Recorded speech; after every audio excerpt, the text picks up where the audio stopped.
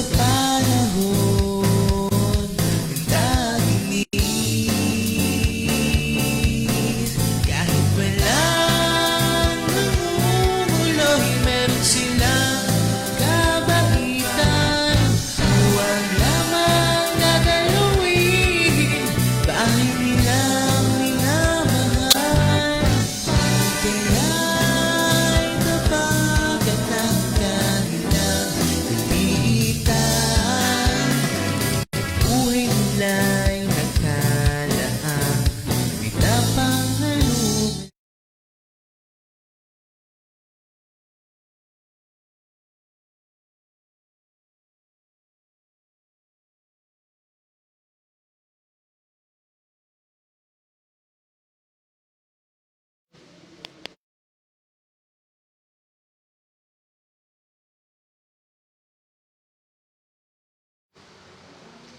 Magandang umaga po sa ating lahat. Sa pagsimula po ng ating balambahan, awitin po natin ang awit ng Kasintahan Babae.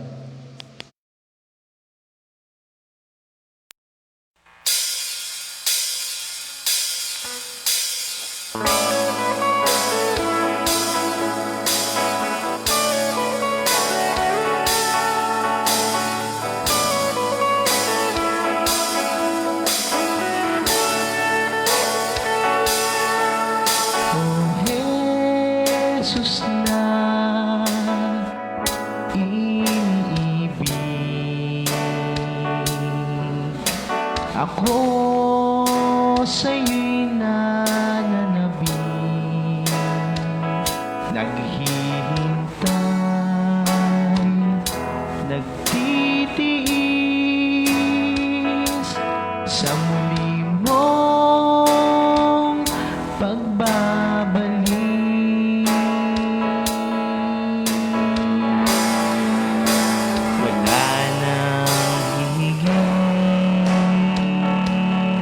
Sa tunay na ligaya,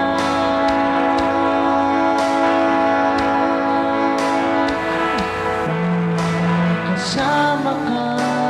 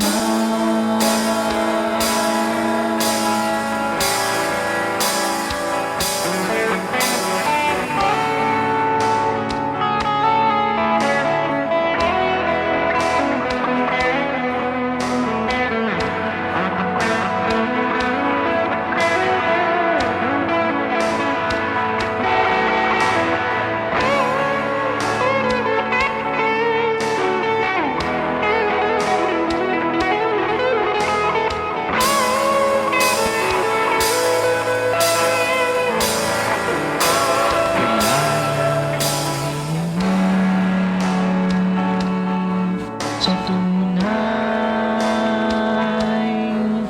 na ligaya.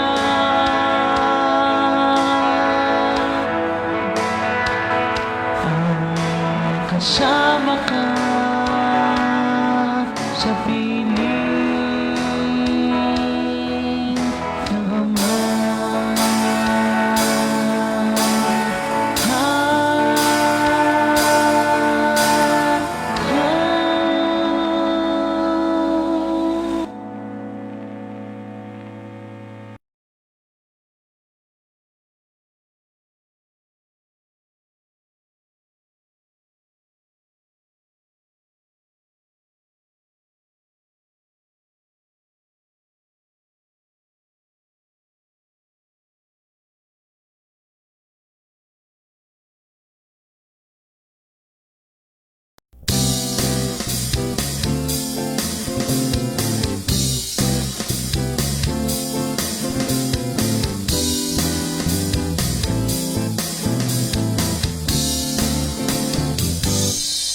Aming pinupuri ang banal mong pangalan. Kadakilaan mo'y magpakilan pa man. Biyayang kaloob mo, di masayod ng isipan.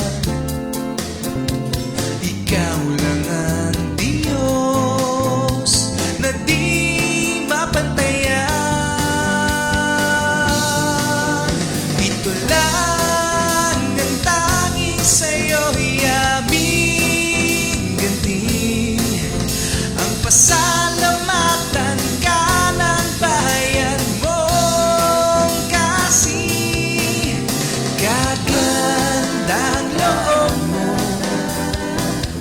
ay mananatili, walang magbabago sa pagkakandili.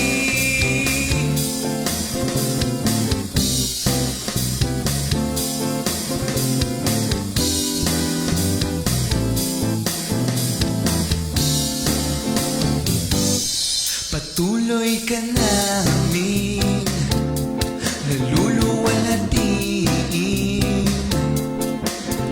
at pararangalan ng bagong awitin. Mataas na pagpuri ay palaging sasambitin. Dinggin mo, Ama, itong aming hain. Ito lang ang tanging sa'yo'y aming ganti. Ang pasalamatan ka ng bayan mong kasi. Kagandang loob mo ay mananatili, walang magbabago sa pagkakandili.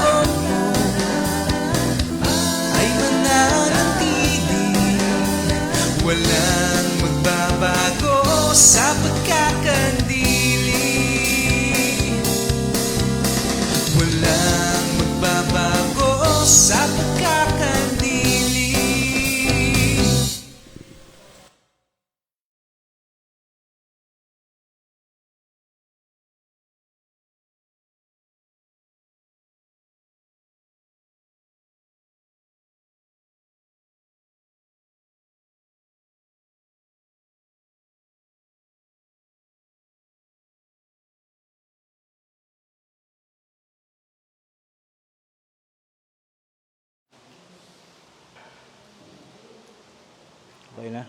Tayo pong lahat ay magsitindig, mga kapatid. Mag-alay tayo ng dalangin sa ating Panginoon.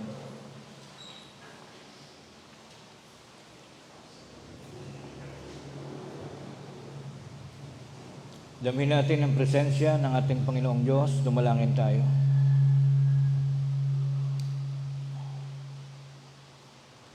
Feedback. Amang banal na makapangyarihan sa lahat,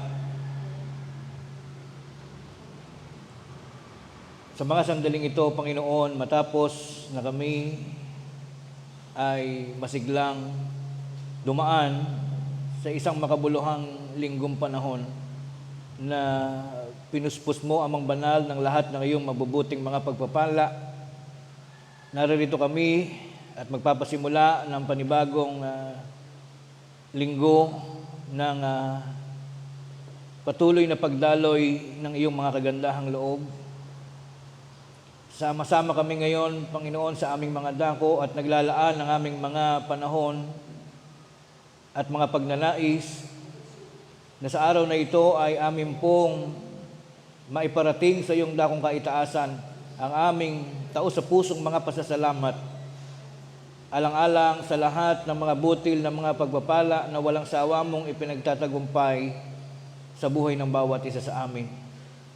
Salamat po, aming Panginoon, sa aming buhay na hiram na hanggang sa mga sandaling ito'y tinataglay pa ring masigla ng bawat isa sa iyong mga anak. Salamat po sa lahat ng mga kaparaanan na iyo pong ginaganap upang palagiang maging malayo ang bawat isa sa amin sa lahat ng uri ng mga kapahamakan ng buhay, sa mga bagay na makapagdudulot ng hindi mabuting mga kapalaran. Salamat po, Panginoon, sa lahat ng mga sandali ng aming mga buhay na kami ay nananatiling malayo rin sa mga paggawa ng mga kasamaan na lubhang makapagdudulot ng kapinsalaan sa aming pong mga pananampalataya. Sa lahat ng bagay, Panginoon, kami ay nagpapasalamat sa iyo. Salamat sa mga butil ng mga pagpapala na siyang sumasagot sa lahat ng aming mga pangangailangan sa araw-araw, maging ito man ay sa larangan ng aming mga material na buhay. At lalong higit naman, Panginoon, sa mga bagay na aming pong pinagsisikapan upang lubos pa rin naming mapahalagahan at maingatan ng may ilalim at magpapahalaga ang aming mga tinataglay na pananampalataya.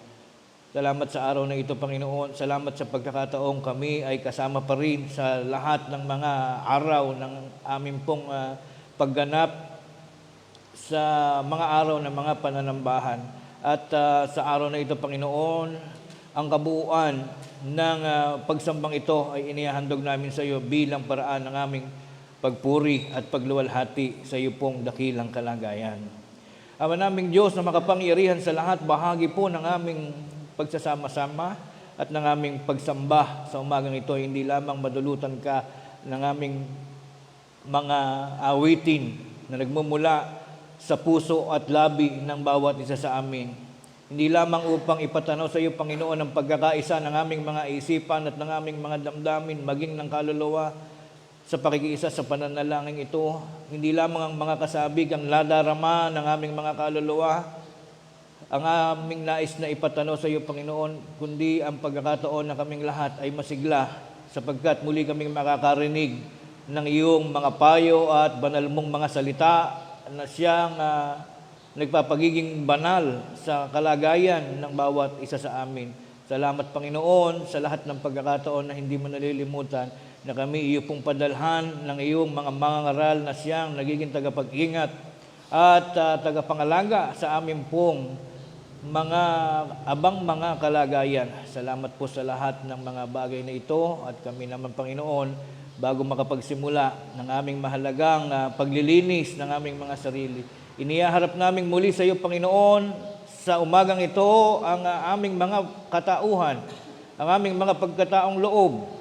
Binubuksan namin sa iyo dakilang paningin ang aming mga puso at ang mga bagay na natatala sa aming mga damdamin at sa aming mga kaluluwa, na sa loob ng isang linggong panahon ay naging saksi sa lahat ng mga gampanin at mga naging bahagi ng kasaysayan ng bawat isa sa amin.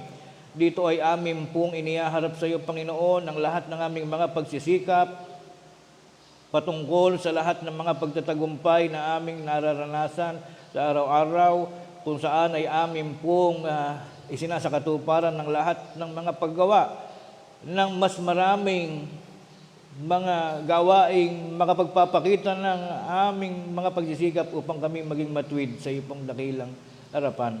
Bagaman, hindi kami lubos na nagiging tunay na napakabanal, sapagkat bahagi pa rin ng aming mga kalagayan, ng aming mga karupukan. Kaya't ito ay lubos din namin idinadalangin sa iyo, Panginoon, ang mga araw o mga sandali ng aming buhay na kami nagiging bahagi pa rin ng mga kamalian at ng mga pagkukulang.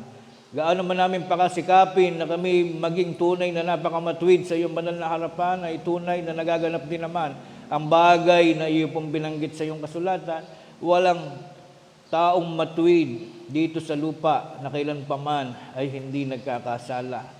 Kaya't ang aming pong dalangin, Panginoon, ipatawad mo po sana sa lahat ng aming mga kapatiran, sa sino man sa amin, na bunga ng mga kabiglaanan, mga hindi pagkaalam, mga bagay na nakapagdudulot ng mga paglimot, ay nagiging bahagi kami ng mga pagkukulang. Ipatawad mo po sana sa aming Panginoon ang lahat ng aming mga pagkakasala sa aming buhay, upang ang ganitong mga paraan ng mga paglilinis at paglingap sa amin magsilbing mga dahilan din naman at mga kaparaanan upang kaming lahat ay manatili sa aming kinaroroonan, nataglay pa rin ang pag-asa na darating ang takdang kapanahonan na kaming lahat ay haharap sa iyo at tatanggap ng pangako mo pong buhay na walang hanggan. Panginoon naming Diyos, amang makapangyarihan sa lahat, ito po at ang marami pang mga nilalaman ng aming mga ipinagpapasalamat, mga bagay na amin tinanggap sa loob ng isang linggong araw na kailangan po namin banggitin at isa-isahin sa pamamagitan ng aming mga puso at isipan. Hindi man namin ito mabanggit ng isa-isa ng aming mga labi, batid namin, Panginoon, ikaw ang tunay na nakakaalam ng aming mga kaligayahan at mga bagay na itinitibok ng aming mga puso na nagpapakita ng lubos naming pagkilala at pagpapasalamat sa iyo sa lahat po ng mga bagay. Kaya't kami umaasa na lamang na hindi mo kami pababayaan. Darating ang lahat ng iyong mga pagpapala sa amin, maging ito man na hindi namin hilingin, sapagkat ikaw ang may likha sa amin at ikaw ang siyang tunay na nakapagbabalangkas ng aming mga kasaysayan. Ipinagpapasalamat na lamang namin sa iyo, Panginoon, ng lahat ng mga ito. At gayon din naman, lakip ng ganitong pagkakataon, ang lahat ng ito ay amin din namang hinihiling, pinasasalamatan sa tanging pangalan at karapatan ng aming tagapagligtas na si Kristo Jesus. Amen.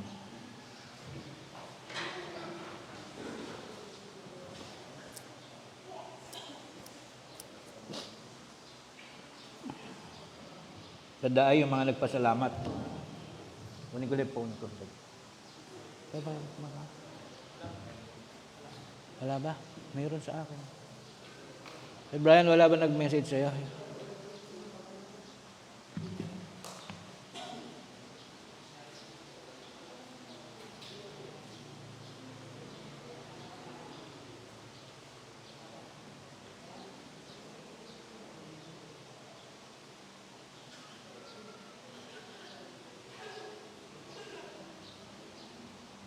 May nag-message kasi kagabi. Ito.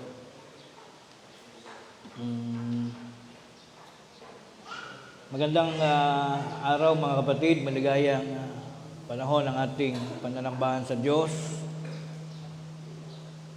Unang linggo po ngayon ng buwan ng Disyembre 2023, kaya tayo ay patuloy na binibiyayaan ng ating Panginoong Diyos ng masisiglang mga panahon at buhay.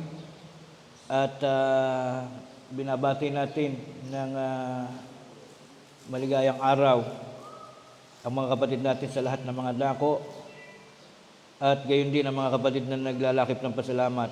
Mula po sa lokal ng Tejero, Balayan, Batangas, pagpapasalamat sa Diyos sa mga pagpapala, pagliligtas, kapayapaan, pagpapagaling sa karamdaman ng aming mga anak at mga biyaya sa aming pamilya sa araw-araw. Mga nagpapasalamat, kapatid na Ricky Pelino, kapatid na Ruth Bugtong Pelino, Klein Pelino, Kaya Pelino. Yan po yung mga kapatid natin mula sa Batangas. At yun lamang po ngayon.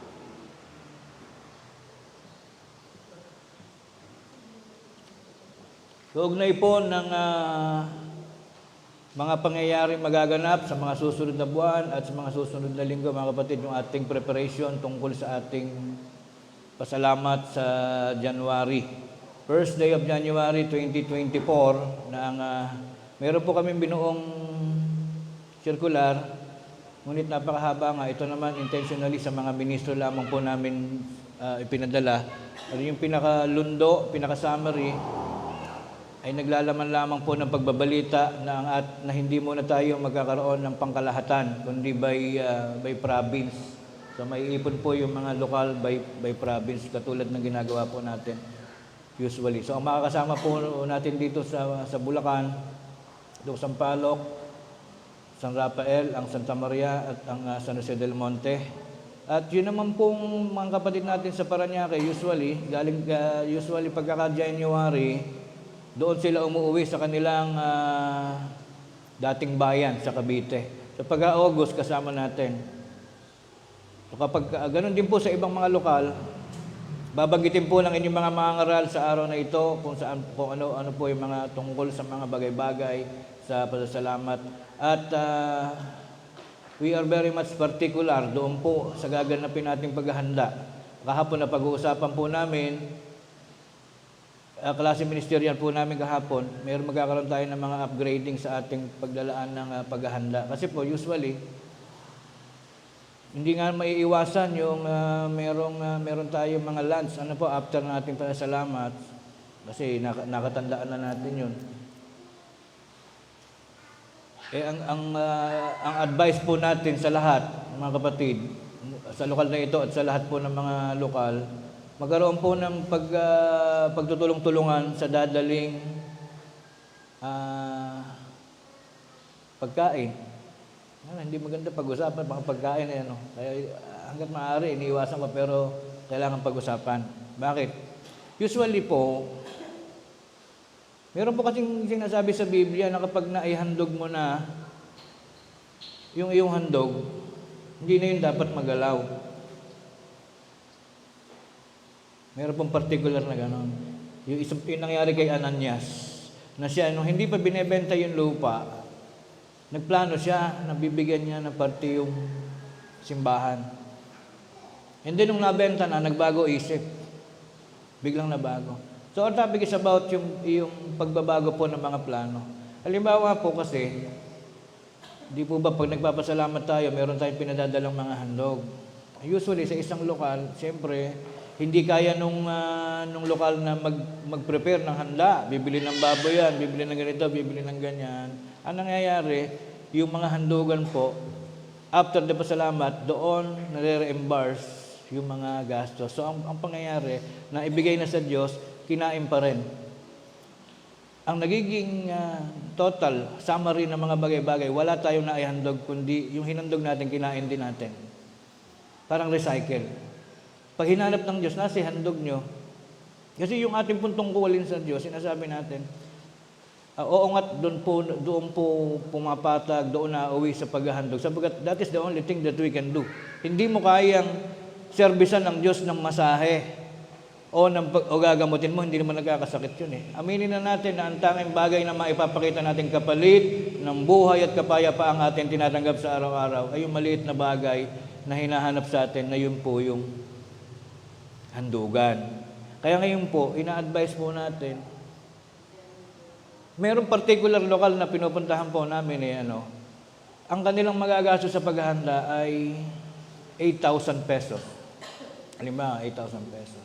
Tapos yung total na handog na maipoprovide nila is only mga 3,500. Tapos, upon the end of the month, wala ka na makukuha doon kasi doon po anya ginamit sa ganitong bagay. So, pag inisip mo talaga ng malalim, walang kinauuwian yung ating mga pagsisikap. So, starting from now, walang magiging pabigat po sa lahat ng lokal na sasakupin, iso-shoulder ng mismong ating mga financial capacity when it comes to the financial status of the church. Kapag ka naihandog na sa church, yun ay para sa church na po. What do we mean? Pagsikapan natin na kung ano yung ating magiging kaligayahan sa panahon ng ating pananghalian ay sa atin galing. Maganda po yan, nakita po namin sa Nueva Ecija, sa Rahal Centro. Doon ay wala kang makikitang usok, walang lutuan, walang mantika doon na nakikita mo kapag tanghalian. Bawat pamilya may daladalang bilao. At pagkatapos ng pasalamat, it is always half day lang naman. Doon bubuksan yung pagkain, after noon mag-uwian na. Pwede rin naman, sa Iglesia ni Cristo nga, di ba, nababalitaan ba? Walang pagkain sa kanila. Sa Roman Catholic, wala rin. Basta pagtapos ng pasalamatan, uwi na. Sa atin na lang kasi, binibigyan natin ng kaunting pagpapahalaga yung mga bisita natin. So darating nga panahon, wala na yan eh. Baka naman sabihin, napakahigpit na ngayon. Hindi po. Inaayos lang natin yung mga bagay-bagay na maaaring nalilimutan natin. Okay, so much for that. Alam na po natin yon. Sa pag-attend po natin ng salamat, medyo magdala tayo ng kung ano yung ating pagsasalu-saluhan bilang pagpapakita ng pakikipagkaisa sa ating mga kapatiran. Okay, naunawaan na po natin yan. Yung pong, isa pa sa topic na tinalakay po namin kahapon, na si kapatid na Ruben Sebuk ang talagang nag-initiate nung topic na ganito. Yung pong mga nag-online, not only coming from the abroad, kundi yung mga nasa Pilipinas din, marami pong pinabanggit yung mga coordinators na they are only present when it comes to attendance. May attendance po sila, may mga picture, pero pagdating po sa handugan, nawawala. So sabi ko nga po, napakapangit pag-usapan yung tungkol sa handugan dahil baka tayo ay mapagbintangan, we are only after the money. Hindi po yun, kasi sabi ko nga po, yun lang yung kaya natin gawin sa Diyos eh. Pag nga tayo nagkakasakit, kulang na lang sabihin natin sa Panginoon, buhayin mo ko at mula ngayon ay hahandugan kita ng higit pa sa kakayanan ko. Hanggat tayo malakas, gawin na natin yung kaya nating ipangako sa Diyos. Ngayon, hindi naman dapat na tayo ay paalalahanan palagi na present tayo nag-online tapos wala naman tayo na ipapadala during the end of the month. It is maybe because of nakalimutan, ano pa bang bagay, once and for all, ipapaalala ko po sa ating lahat, especially mga nasa malayo. Ano po? Kailangan pa po ba tayong buligligin ng mga coordinator? Yung coordinator, secretaries, kayo po ang may tungkulin. Bagaman wala kayong honorarium, wala po kayong sweldo.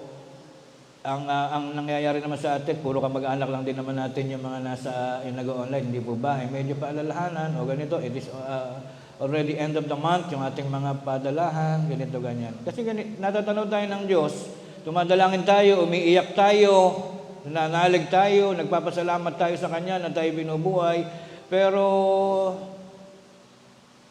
ibig sabihin, in replacement of that, in exchange of that, ano ba yung nagagawa natin para sa Diyos? Kahapon nga, medyo nalalim kami ng pag-uusap, hindi ko nga rin maintindihan na meron palang mga kapatid daw na gano'n. Siguro nga, pero wala akong pinapartikular, hindi ko alam kung sino, pero may nagpapatunay ng mga lokal na mga lagi daw present, pero wala ding na iahandog. So sorry po kung ngayon medyo may topic tayo about sa ganyan. Kasi kung iintayin ko naman sa iba magbabanggit, hindi rin naman nila babanggitin. So, naramdaman ko na nasa akin talagang karapatan, nasa shoulder ko, yung pagpapaalaala po sa atin. Ang ibig po natin sabihin, kung hindi naman mangyari yan, maapektuhan ba church? It will not affect the church, but you. Ang maapektuhan po sa mga babaya ay hindi po ang iglesia, kundi yung mismong may katawan. Sapagkat kami po yung tagapag-alaga, kaya tungkulin po namin na ipaalala sa atin. Marami naman pong nagpaparating ng mga messages o mga means, paraan para maipaalam sa atin kahit na nasa malayo. Sa akin po, may mga personal na nagpapabatid ng informasyon na sila ay nakapag-comply sa kanilang mga tungkulin. So, minsan ko na lang pong babanggitin, paalala na lang po natin sa lahat. And sana maging automatic na lang sa lahat ng mga kapatid yung ganong mga bagay. So, pupunta na po tayo sa ating topic. Ibabalik ko lang yung aking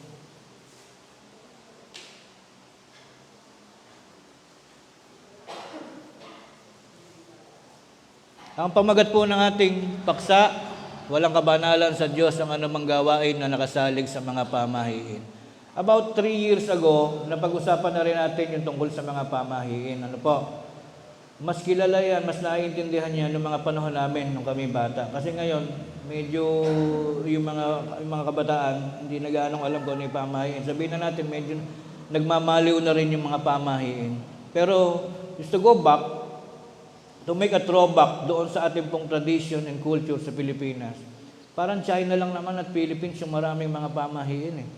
Sa China, yung mga punsoy-punsoy, yung mga pagsiset up ng bahay, kailangan nakatapat sa araw, yung mga ganon. Ngayon, ang ating pong ginawang paksa, kapag ang lingkod ng Diyos ay nagiging connected pa rin sa paniniwala, sa pamahiin, hindi po ito nagiging source ng katuwaan ng Diyos. Sa dictionary po pala, especially sa internet, pagka sa internet, Wikipedia, pagka sa papel, encyclopedia. Ang meaning po ng pamahiin ay ganito, kahit kayo po humanap. Sa meaning pa lang ng pamahiin ay hindi ka na uulit. Sabi dito, direct from Wikipedia, ang pamahiin ay isang paniniwala o kaugalian na tipikal na nagre-resulta mula sa kamangmangan. What do you mean by typical? Yung constant. Yung araw, typical na sumisikat sa silanganan, typical na lumulubog sa kanluran. When we say typical, yung anumang uri ng pamahiin, pag naniwala ka, ikaw ay may kamangmangan. So parang inamin mo na, alam mo na na kamangmangan pala, in-involve mo pa yung sarili mo.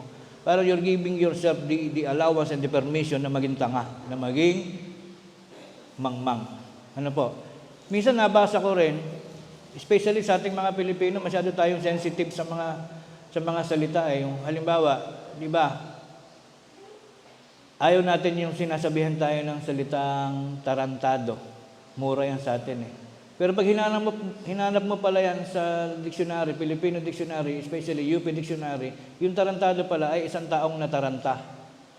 Not necessarily na ikaw ay bobo or whatsoever. May engineer na pwedeng nataranta. Dumating yung boss nataranta. On that case, siya ay tarantado. May doktor na nataranta dahil akala niya 2 lang yung bukol, naging 4 yung bukol. On that particular case, naging tarantado siya dahil siya nataranta. So, hindi pala masyadong malalim yung salitang tarantado. Isang lalaking nataranta, not necessarily bobo. Pwede siyang matalino pero nataranta dahil dumating yung asawa, ganito, ganyan. Yung salitang gago, pag hinanap po sa dictionary, although may mga definition na talagang harsh, pero yung malalim na meaning, doon po sa UP Dictionary Tagalog, yung gago ay isang taong walang alam. Hindi siya masyadong masakit, ano? Wala kang alam, ano masasabi mo? De gago ka nga. Wala kang alam eh. Pero minsan ginagamit nating pangmura. Sa Amerika, son of a war, galit na galit yung mga tao, no? Anak ng pokpok. Ano naman, kung ibig sabihin, pagka pokpok ka nanay, hindi ka na pwede magpag-graduate ng abogasya o ng ano. It doesn't matter kung ano yung trabaho ng nanay mo, mahalaga yung produkto ng nanay. Pero tayo mga Pilipino, pag nasabihan tayo ng isang salita, akala natin mura, pero actually sa Biblia, ang mura lang po na ipinagbabawal, Mateo 5:22, pero ba tayo, brada, ay ang pinagbawal lang po ng Diyos, yung salitang ulol. Sino man magsabi ng ulol ka, ay mapapa, ibig sabihin sa Sinedrin, ganun yung, not the exact word. Hanapin niyo po yan, Mateo 5:22. So sa Biblia, walang tarantado, walang gago, walang ganito, ganyan. tayo lang masyadong sensitive eh. Yung pokpok na ina. Bakit? Huwag mong sinasabihan. Totoo ba? Kung hindi naman totoo, what's the need na ikaw masaktan? Ngayon, ang topic natin, going back, ang pinakamasakit sa tao, yung alam mo ng kamangmangan, ay ini-involve mo pa yung sarili mo. It is equivalent to giving yourself the privilege na ikaw ay talagang super mangmang. Para bang proud ka pa na, mangmang ako. Bakit? Kasi na-involve ako sa pamahiin. And to give you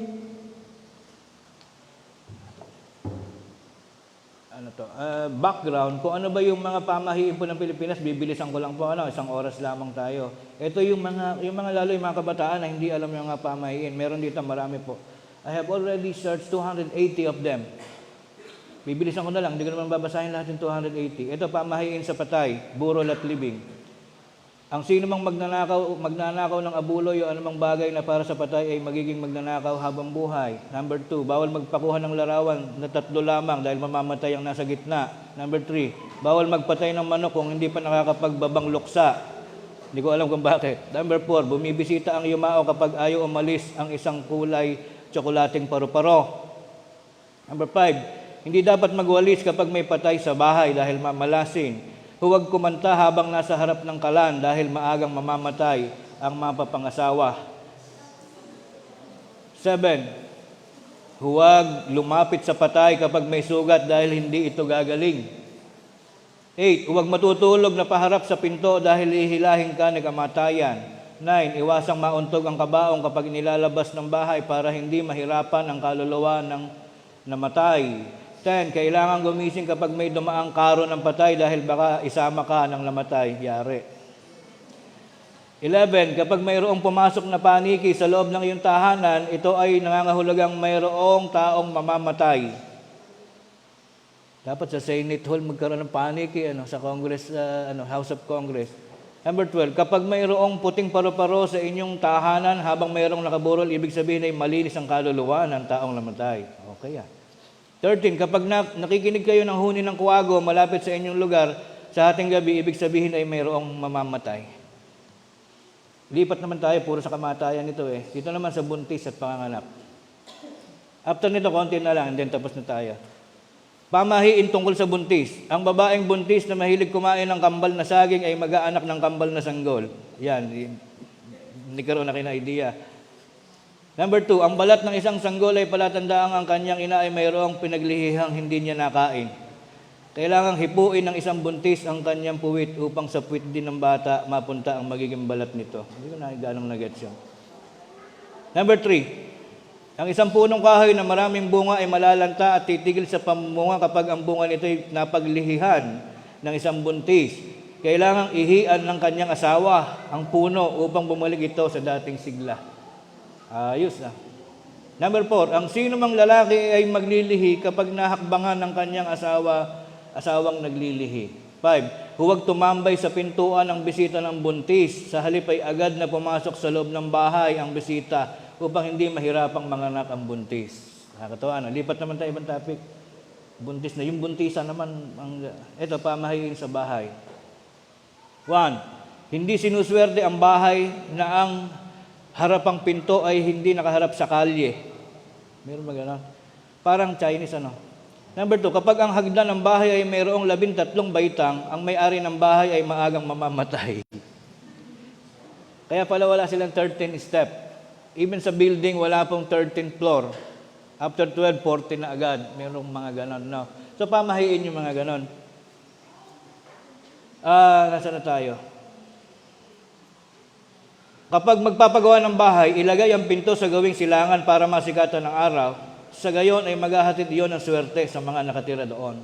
Parang Chinese-related, Chinese influence. Kapag may bumahing, habang ikaw ay paalis na ng iyong bahay, huwag mo nang ituloy ang iyong lakad dahil baka may sakunang mangyayari sa iyo. Bahing lang yan, bahing.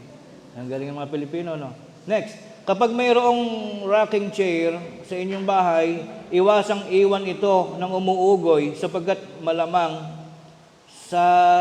sasakyan ito ng masamang espiritu. Nakakatuwang basahin. Ito naman, last, pamahiin tungkol sa kasal.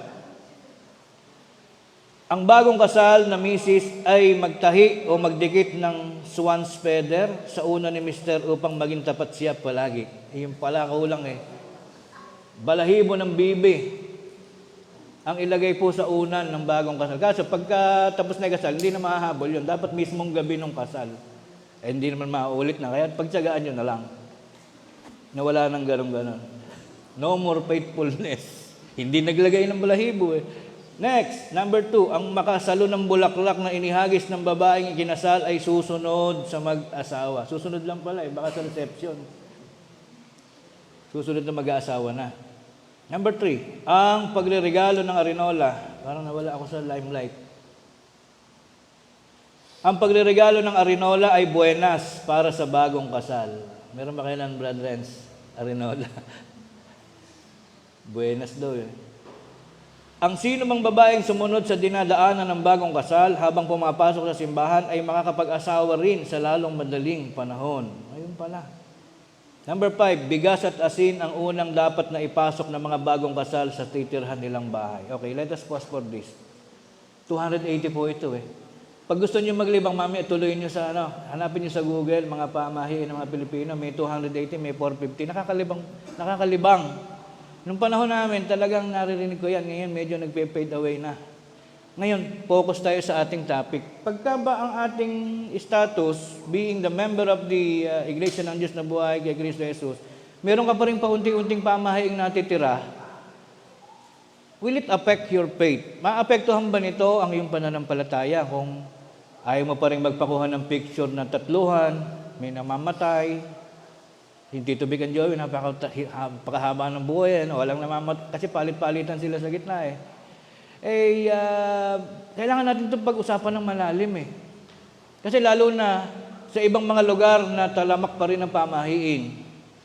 Bulacan, Cavite, Batangas, lalo na sa mga Visayas, Mindanao, ito po ba ay nakakaapekto sa kalagayan natin bilang binautismohan tayo na lingkod ng Diyos? Yan ang ating sisimulan. Okay, pasok na tayo sa pagsisimula. Nasaan yung paksa ko, Brad Daay? Yung nandiyan. Si Brad Galdo magtutuloy ng pagpapaliwanag yan. Ito na. Let us go direct to the point, mga kapatid. Deuteronomio 18:10 hanggang 12. Ganito ang sabi ng Biblia, katutubo pa, nung una pa. Huwag makakasumpong sa inyo. Yung sumpong, hindi sinusumpong ng pagkaluka o sinusumpong ng sakit ng tiyan. Ibig sabihin makasumpong, huwag makakakita.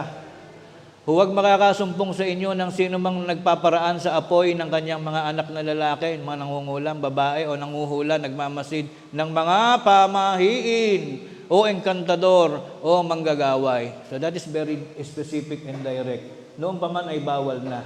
Huwag daw makakakita sa atin, sa pamilya natin, nang nag-o-observe o naniniwala pa rin sa pamahiin. No matter what, kahit ano pa yung pamahiin na yan, unti-unti na nating limutin sapagkat bawal nga. O engkantador na mga ahas, nakikipagsanggulian sa mga masamang espiritu, regardless kung totoo man o hindi, may taoan niya doon na nakikipag-usap sa spirit, whatsoever, lalayuan natin. Kahit totoo pa yon, hindi pinag-usapan kung peke or not, kundi ayon ng Diyos na nakikita na tayo ay umuugnay o nagre-rely sa kapalaran sa pamamagitan ng pagtatapat sa silangan o pagtatago ng pinto o ng pag-iingat sa pagbagsak ng kutsara. Pag may bumagsak na kutsara ay may darating na bisita. Huwag tayong mag-rely sa pangyayari na dahil lang sa isang bagay. Yun po yung direct na utos. Bakit po? Anong dahilan na pinagbawalan ng Diyos na tayo ay sumangguni o maniwala sa mga pamahiin nakatutuwa? Tito 1:14, ganito ang isang specific rules. Huwag mga kinig sa mga katha ng mga Hudyo, sa mga utos ng mga tao na nagsisinsay sa katotohanan. Huwag daw po tayo makinig. Kapag beyond the rulings, pag wala sa Biblia at galing lang sa usap-usapan ng tao, kahit maganda pa yon, ako naniniwala sa pamahiin, huwag lulunok ng tinidor dahil mamamatay. Totoo po ba yun? Lalo yung tinidor, ginanon mo. Tapos huwag kakain ng malaking bato dahil mabibilaukan. Parang gusto ko maniwala sa mga ganun eh. Huwag ilalagay sa bibig yung negative and positive ng 220 volts na Meralco electric circuit. Bakit? Baka ikaw ay lagnatin. Yung mga ganun ang dapat na paniwalaan. Pero yung walang patunay, yung mahirap i-explain even ng science, tigilan natin. Sapagkat ang gusto ng Diyos, doon ka lang maniniwala sa katotohanan. Kaya nga tayo, di po ba? Kaya yan ang pinagagalitan sa religion. Ang tagapagdala ng katotohanan, sabi po sa unang Timoteo 3:15, Iglesia ng Diyos na buhay, haligi at suway ng katotohanan. Ibig sabihin, nandito yung pundasyon ng lahat ng bagay na totoo. Titigilan natin yung paniniwala sa mga walang katunayan o walang katibayan. That is Tito 1:14. Hindi maaaring paghaluin. Halimbawa, you are member of the Iglesia, bautismohan ka, tapos 1/4 ng buhay mo, naniniwala ka pa rin. Kumbaga, may percentage ka pa rin na, ito, nadinig ko to sa ganitong religion, naniniwala ako doon. Ito naman, ay narinig ko sa ganito. Kumbaga, ang buhay mo ay halo-halo, mix. Ano po, dapat, kung lingkod ka ng Diyos, dito ka lang maniwala. Hindi yung meron kang, may nakasamaan niya ako sa trabaho, isang Egyptian, sabi sa akin ganito, ganyan. Kumbaga, wala kang sariling paninindigan eh. Anong katunayan? Hindi maaaring maghalo ang dalawang paniniwala. Kailangan mamili ka lang sa isang pundasyon o sa isang paniniwala. Ikalawang Korinto 6:14 hanggang 16. Huwag kayong makipamatok ng kabilan. Ibig sabihin, yung uncertainty, yung hindi ka naman sure, bakit masyadong naniniwala ka? Especially sa mga Pilipino, di ba? May nakita raw ng babaeng puti doon sa kanto. Naku, kung maniwala yun, 120% na paniwala na totoo yung babaeng puti. Bakit? Nakita mo ba? Hindi nga, sabi lang. May aswang nga niya doon, sinanagaring palagay, pagkagabi, nagiging ahas, nagiging baboy damo. Yun ay pamilya ng aswang. Pagka nagkukwento sila, talaga 120% na bilib sila. Pero ang tanongin mo, nakita niyo ba? Hindi. Sabi lang. Di ba mahilig tayo sa kwento-kwento? Yan ang lulubayan natin. Huwag na natin ipamana sa ating mga anak at apo yung ganong mga tradisyon na hindi naman natin. So sabi, huwag kayong makipamatok ng kabilan sa mga hindi nagsisisampalataya. Pag hindi mo ka pananampalataya, huwag kang agad naniniwala sa kanilang mga sabi-sabi. Sapagat anong pakikisama mayroon ng katwiran at kalikuan, hindi po nagmimix yan. Kailangan, you need to choose only from among the two option. Gusto mo ba magtino o hindi? Hindi pwedeng matino ka kalahati hindi. Hindi pwedeng miyembro ka ng iglesia and half of your faith ay galing sa ibang religion. We still have time para iayos natin ang mabuting ating sarili. Pag sinabi ng Diyos, huwag maniniwala sa ganyan, paunti-unti alisin natin sa ating buhay. 16. Anong pakikipagkaisa mayroon ng templo ng Diyos sa mga Diyos-Diyusan? Sapagkat tayo templo ng Diyos na buhay. Gaya ng sabi ng Diyos, mananahan ako sa kanila, lalakad ako sa kanila, at ako'y magiging kanilang Diyos, at sila'y magiging aking bayan. Ganun lang yung pangarap ng Diyos. Yung bayan niya, kanya lang. Walang ibang. Di ba pagkakapitan ka ng barangay, at laging binabanggit nung tauhan mo, si Kapitan Pidring po sa kabilang barangay, ganito ba ginawa sa kanila, ganito, ganyan. Para man nakakaselos yun. O kahit misis mo, laging pinagmamalaki, yung mister ng kabila, nakakaselos yun. Kaya ang Diyos, pag nakakita niya, ang dami kong ruling, sabi ng Diyos sa atin, pinagbawalan ko yung ganito, ganyan. Tapos, ang paniniwala niyo galing sa iba.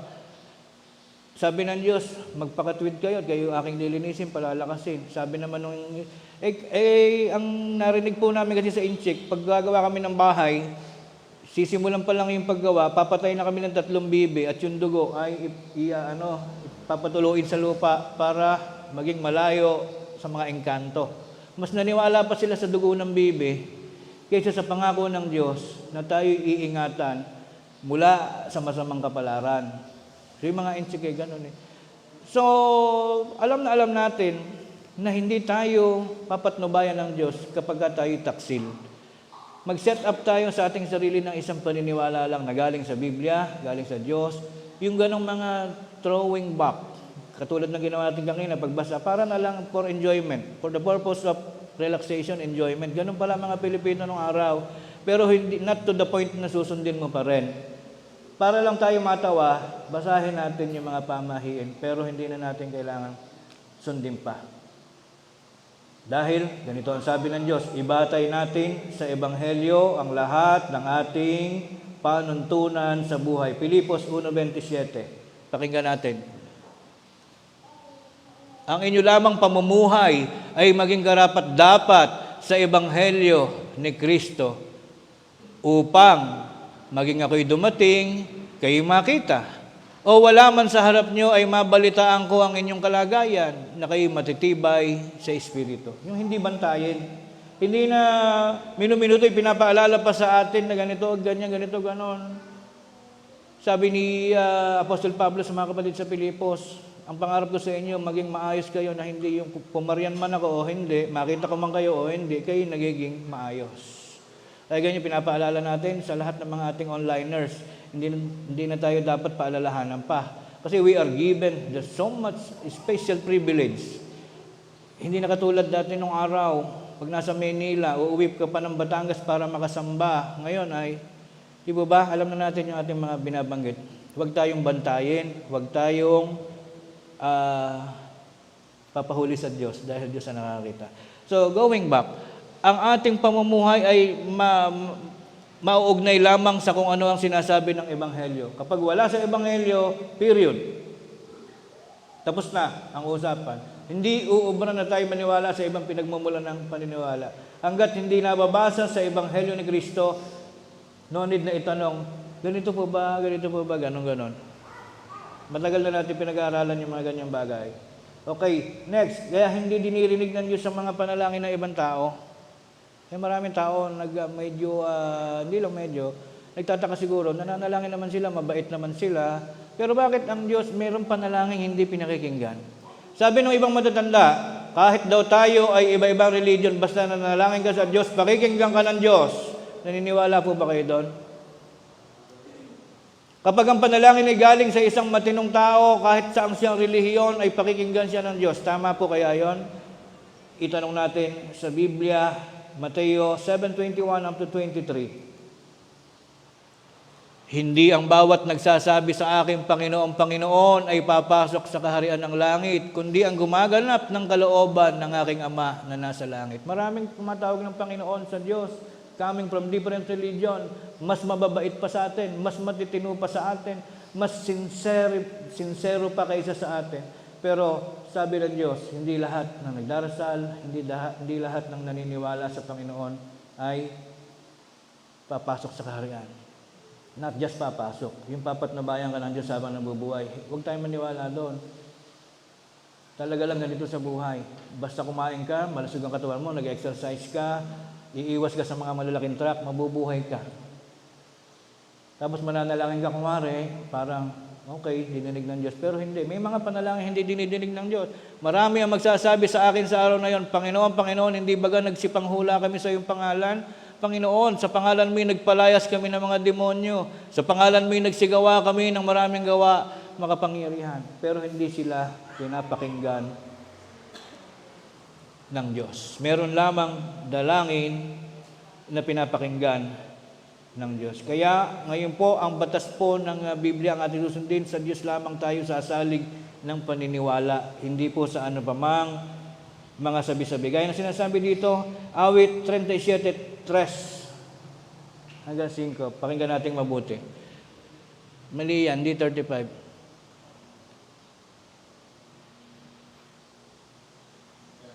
Kala ko binago mo na. Ayan. Tumiwala ka sa Panginoon. Sa Panginoon ka tumiwala, wag sa punsoy. Sa Facebook ngayon, mayroong binibentang yung sing-sing. Galing daw sa bato ng Nazareno ba yun? Yung pinagpanganakan ni Kristo, may natibag na bato doon, yung ginawang bato ng sing-sing. Kapag yun ay binili mo ng mura lang naman, buy one take one, 12 million ng isa, ay suswertihin ka. Kikita ka ng 1,000 a day within 4 months. Lugi ka pa, no? Lugi ka pa, no? Meron niya sa Facebook. Yung mga pampaswerte-swerte. Yung iba naman lalo na mga kababayan natin talagang hindi mo masisi pagka talaga naghihirap. Kahit sa tutubing karayom may maniniwala. Kapag sinabing, swerte pala yung mag-asawang tutubing karayom na pilay. Manghuhuli talaga yan. Manghuhuli talaga yung mga Pilipino. Kahit yung palang bungal ega na daga pag naalagaan mo na pataba magdudulot ng swerte. Manghuhuli talaga yan ng bungal na daga ang mga Pilipino. Kasi tayo very hopeless ang situation. Nakakalimutan natin na may Panginoon na siyang gumawa sa atin. So sabi dito, tumiwala ka sa Panginoon, gumawa ka ng mabuti, tumahang ka sa lupain, sa tirahan natin, gawin mong kumain sa kanyang pagtatapat. What do you mean by kumain? Sa Biblia, pag sinabing kumain, yun yung means of living. This is how you live. Yung pag kumain ka sa mag-apan, ibig sabihin nabubuhay ka. Kumain ka at mabuhay ka ng nagtatapat. Maging tapat ka sa Diyos. Hindi yung kung kanino ka sumasalig ng paniniwala. Kaya yan po yung katungkulan, kabuuan ng ating paksa. Sa Diyos natin isalig ang ating paniniwala. 5. Ihabilin mo ang iyong lakad sa Panginoon, tumiwala ka rin naman sa Kanya at Kanyang papangyayarihin. Kanyang palalabasing sa 5 lang. So, about securities, no need na oras-oras ay humiling ka sa Diyos Maniwala ka once and for all na hindi ka pababayaan ng Diyos sapagkat Diyos ang gumawa sa iyo. Ang tangi lamang na kaya natin gawin ay puro pagpapasalamat. Salamat Panginoon sa buhay ko hanggang ngayon na hindi ka pa nagsasawa sa akin na buhayin ako. Yun po ang pinakamatinding bagay na dapat natin gawin. Yung faithfulness, ibig sabihin, sa Diyos ka lang naniniwala. Sapagkat sa Kanya, nagmumula ang lahat. Malapit na tayo magtapos. Gawa 17:24. Anong dahilan? Bakit sa Kanya tayo dapat manghawak? Ang Diyos na gumawa ng sanlibutan at lahat ng mga bagay ay naririto. Siya, palibhasa ay Panginoon ng langit at ng lupa. So, elaborate natin ito. Ang Diyos, ang siyang Panginoon ng langit, siya ring Panginoon ng lupa. Nung kami elementary, pag pinag-usapan, sino boss sa langit? Diyos. Sino boss sa lupa? Si Satanas. Ganon ang paniniwala ng tao. Hindi po pala sa impyerno, hindi si Satanas ang boss. Alam niyo kung bakit? Dahil kapag si Satanas ang boss sa impyerno, gagawin niya air condition yung dagat-dagatang apoy. Papatayin niya apoy doon. So that is the reason why pati sa impyerno, Diyos pa rin ang Panginoon. Palibhasa ay Panginoon sa langit at lupa, hindi tumatahan sa mga templong ginawa ng kamay, not even in this chapel, kaya lang natin itong ginawa para sa atin ito. Hindi totoong ang Diyos ay tumatahan sa kapilya. No. He will never dwell in a house or in a church na gawa ng kamay ng tao. Kaya lang po tayo nagpagawa ng kapilya para sa security natin, para sa shelter natin, na kung kaya naman natin pagawa, hindi tayo sasamba sa ilalim ng puno. Pero hindi totoo yung palakihan ng simbahan ay doon tumitira ang Diyos. Hindi. Sabi dito, hindi siya tumitira sa mga templong ginawa ng mga kamay. Kaya kahit hindi malaki ang chapel natin, magpasalamat na tayo, hindi tayo nauulan, hindi tayo inaambunan, at hindi tayo natutuyo sa init kapag tayo nagsasambahan. What do you mean by this?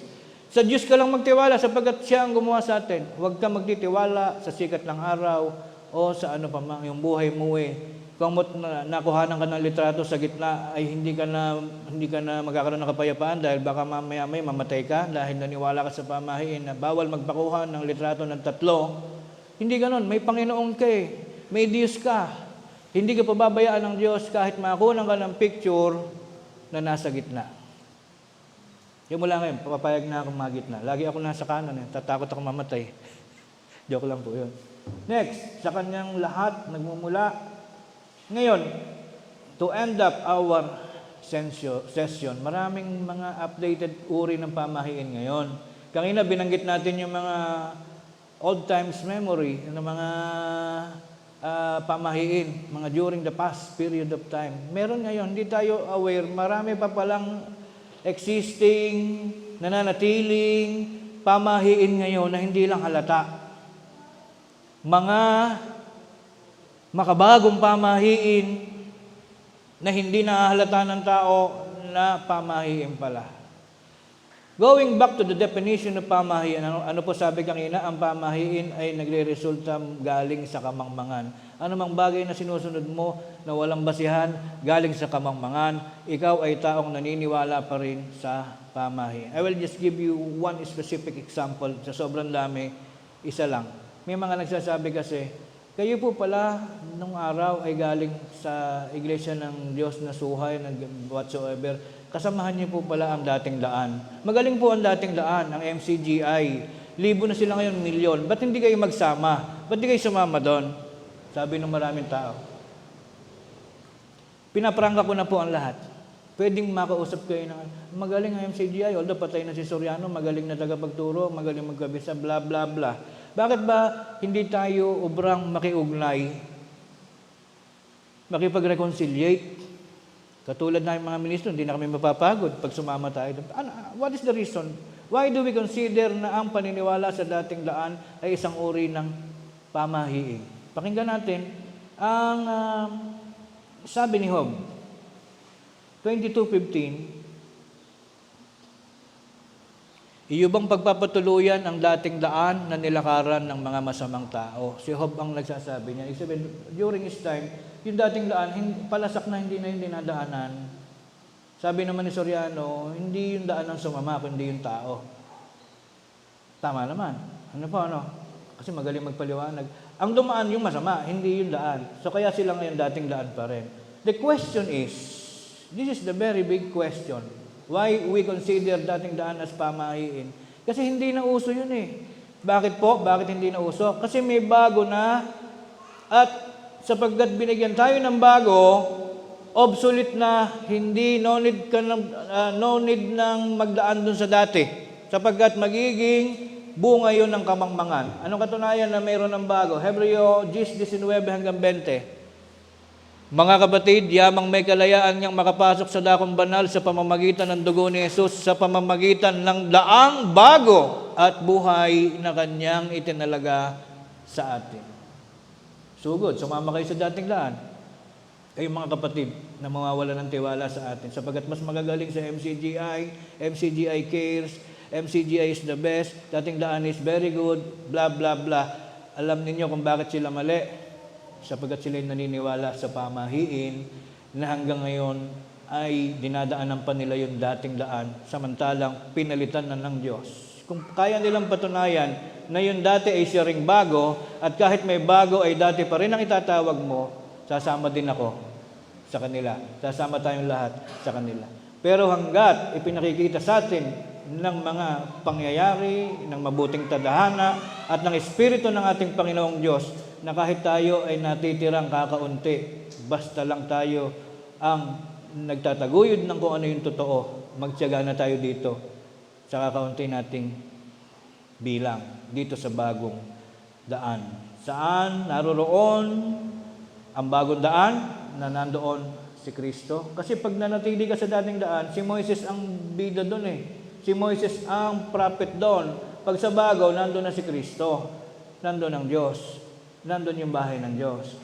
Tapusin natin ang pag-aaral 1 Timoteo 3:15. Saan tayo pinagbabago ng Diyos? Kung ako'y magluwat ng mahabang panahon upang malaman mo kung paano ang dapat sa mga tao na ugaliin nila sa bahay ng Diyos. We are talking about the bahay. The whole world is not the wholeness of the bahay ng Diyos. Hindi lahat ng buong kabuuan ng mundo ay bahay ng Diyos. Meron lamang particular section ng mundo na tinatawag na bahay ng Diyos. Ano po yun? Iglesia ng Diyos na buhay, haligi at suhay ng katotohanan. Hanggang dito mga kapatid, ang ating naging kaalaman tungkol sa mga pamahiin at ang kaugnayan nito sa ating buhay. Marami pong salamat sa pakikinig at muli po tayong magpasalamat sa Diyos.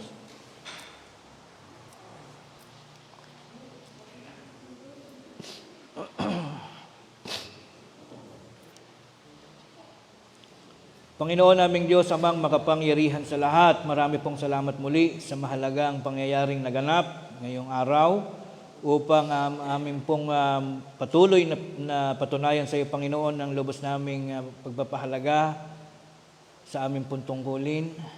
Kami ay laging umaalaala sa lahat ng iyong mga pamamatnubay. Nagpapasalamat kami, Panginoon, sa bawat minuto ng iyong mga pagpapala sa amin. Sa bawat pagdurugtong mo sa amin ng aming mga hininga, ng aming mga lakas at mga kasiglahan, at lahat ng mga kaparaanan kung paano kaming lahat ay nananatiling lumilipas ang mga araw na nabubuhay pa rin sa ilalim ng iyong dakilang pag-ibig. Ngayon po kami ay nagtatapos na handa na naman kaming bumalik sa aming mga iniwang mga tahanan at mga gawain, kasabay na rin ang aming mga layunin na magawa pa rin ang ibang bagay na makapagdudulot ng kapanatagan at kasiyahan sa aming pong mga puso. At sa aming pong mga dalahin ay aming pong iniahabilin sa iyo, Panginoon, at aming pong sinasampalatayanan na kailanman ay hindi mo kami pababayaan. Kaya naman hindi man namin hilingin sa iyo ang maraming bagay.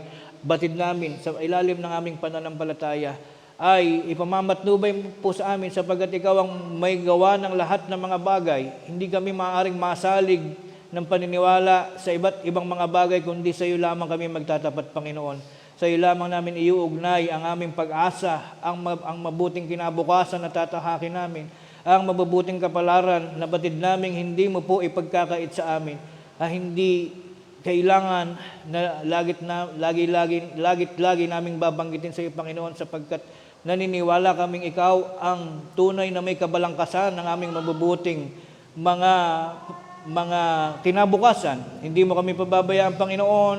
Patuloy mo pong aalagaan kami mula sa ibang uri ng mga kapahamakan. Salamat, Panginoon, sa lahat ng iyong mga intensyon na kaming lahat ay mailayo mula sa iba't ibang mga pinagmumulan ng mga kasamaan at mga karupukan at iba pang mga bagay na makapagdudulot lamang ng mga hindi mabuting mga kapalaran. Tatamuhin namin sa palagian ng aming buhay at pagkakataon, Panginoon, ang isang malalim na pananampalataya na hanggang sa sumapit na kaming lahat ay magkasama-sama sa huling hantungan ng aming mga buhay. Kami po ay maliligayang haharap sa iyo upang tumanggap ng pangako mo pong buhay na walang hanggan.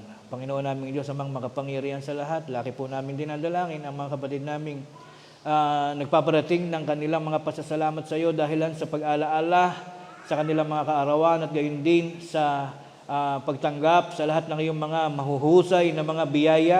Hindi lamang po sila ang mga kapatid na nagpasalamat. Ang mga pangalay binanggit po namin sa unang bahagi ng aming pagtitipon. Hindi lamang sila ang aming pong dinadalangin, kundi ang lahat po ng iyong mga tauhan sa loob po ng iyong munting sambahayan. Ang iyong mga lalaki at mga babae at mga kabataan, mga magulang, mga mangaral, mga sanggol na bumubuo sa iyo pong dakilang iglesia. Patnubayan mo pong palagi gaya ng aming inaasahan. Kami po ibigkisin mo ng pagkakaisa ng paniniwala, malalim na pagkatatag sa aming mga puso ng mga doktrina at pananampalataya na inibig mong manahin ng bawat isa sa amin. Magana po nawa sa pagtakbo pa ng mga kinabukasan na ang paniniwalang ito hindi magmamaliw, hindi iiwan ng bawat isa sa amin, bagkus ito'y pagsisikapang maitawid namin hanggang sa mahaba pang mga panahon ng aming mga buhay, manahin pa ng aming mga susunod na mga henerasyon bilang bayan na pagmumulan ng katuwaan at kaluguran ng iyo pong dakilang pangalan. Ama naming Diyos na makapangyarihan sa lahat, ang lahat ng ito ay muli aming hinihiling at pinasasalamatan sa tanging pangalan at karapatan ng aming tagapagligtas na si Kristo Jesus. Amen.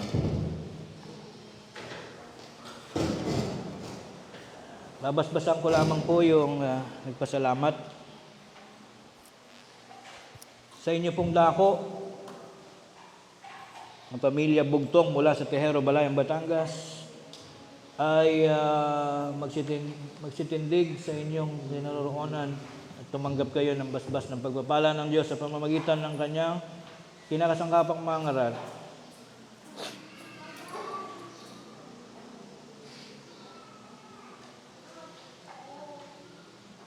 Sa inyo pa mga dako, tanggapin nyo ang basbas ng pagpapala ng ating Panginoon. Pagpalain nawa kayo ng Panginoon at ingatan kayo. Paliwanagin nawa ng Panginoon ang kanyang mukha sa inyo at mahabag sa inyo. Ilingap nawa ng Panginoon ang kanyang mukha sa inyo at bigyan kayo ng kapayapaan. Gayon din po sa ating lahat, pagpalain tayo ng Panginoon sa lahat ng oras. Mari na kayong maupo. Umawit tayo ng awit ng paghahandog. narito kami na iyong ahalipin at napipisan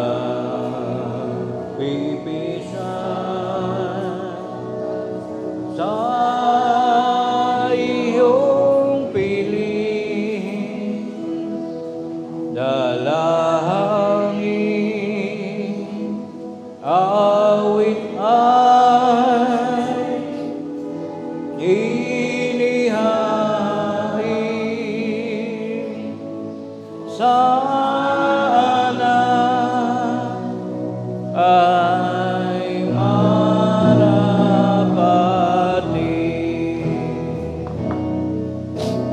banal na handog ang tanging alay ng iyong lingkod ay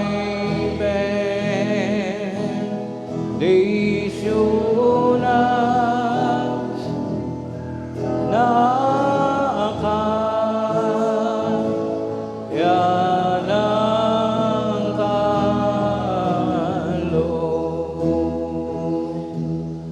ang handog na uukol sa Espiritu ay tungkulin ang lingkod ni Kristo upang ipahayag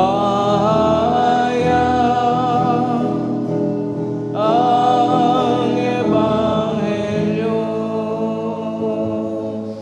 ng kanyang ministeryo. Muli tayong magsitindig, mga kapatid. Panginoon naming Diyos, amang makapangyarihan sa lahat, naririto po amang banal, ang isa sa mahalagang bunga ng aming mga tapat na pananampalataya. Naririto po amang banal ang salaping aming pinagsikapan na bagaman aming nababatid na hindi man ikaw ang siyang tuwirang gagamit ng salaping ito. Ito'y aming paring inihahandog sa iyo, Panginoon, pinapangarap ng iyong munting bayan na ito nawa ay magsilbing isang samyong kalugod-lugod na ngayon ay makararating sa iyong dakong kinaroroonan upang ito ay maghatid ng karagdagang kapurihan at kaluguran sa banal mo pong kalagayan. Iyo po sanang basbasan at pahintulutan na ang salaping ito maging mabuting kasangkapan ng iyong iglesia na makapagbibigay ng katugunan sa lahat ng mga pangailangan, pagtusto sa mga proyekto ng iglesia gaya ng mga pagawain, mga pagtulong sa mga kapatid na may karamdaman, mga pagtulong sa mga kapatid na nauulila. At ang ilang bahagi ng salaping ito ay magamit ng iyong iglesia, magamit ng mga mangangaral sa mga panahon ng paghahatid ng iyong mga aral at salita sa lahat ng mga lokal na kinaroroonan ng mga alipin mong mga tagapakinig sa pamamagitan ng iyong mga mangangaral. Ang ilang bahagi pa rin ng salaping ito magamit ng iglesia sa mga gawaing makahanap pansin pa ng ilan pa naming mga kaibigan, mga kapwa, mga kaluluwang naliligaw na naghahangad na sa pamamagitan ng iyong katotohanan ay marinig nila ito upang ito'y magpabago sa kanilang buhay. Dumating ang pagkakataong sila'y makasama namin sa loob ng iyong bayan, tumitiwala at nananampalataya sa iyong dakilang mga katotohanan. Panginoon naming Diyos, amang makapangyarihan sa lahat, ang halaga ng salaping ito ay ganap namin ngayong ipinagkakatiwala at inihahandog sa iyong banal na iglesia sa pamamagitan naman ng kaalaman pa rin ng aming tagapagligtas na si Kristo Jesus. Amen. Awitin natin ang doksoloya. Ang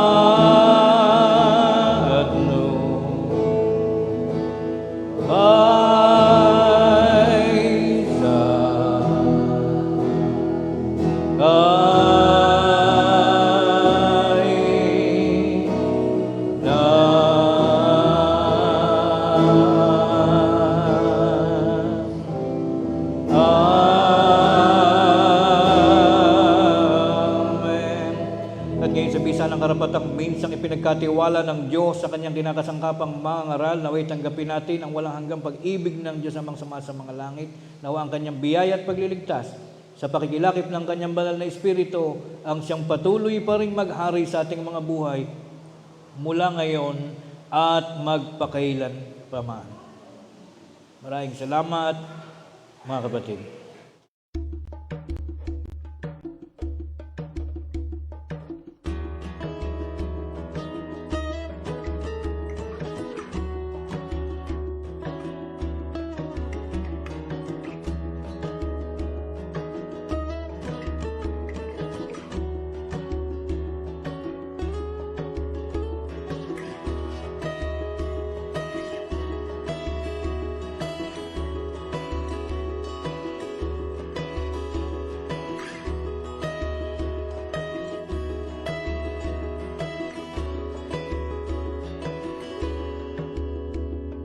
Samot-saring kaganapan ang nagaganap sa mundo, na kung minsan ay tila ba hindi na pagkaraniwang ito. Pipilitin kang ibagsak hanggang di ka na makatayo. Ngunit taglay mo ang puso, maninga sa dugo. Natutunan mong ang ituring na halakhak kang lumbay. Inubog nga ang iyong sarili ng isin sa buhay. At habang kalasag ng aral ay nasa'yo, ang iyo mo ay magiging himig sa Diyos.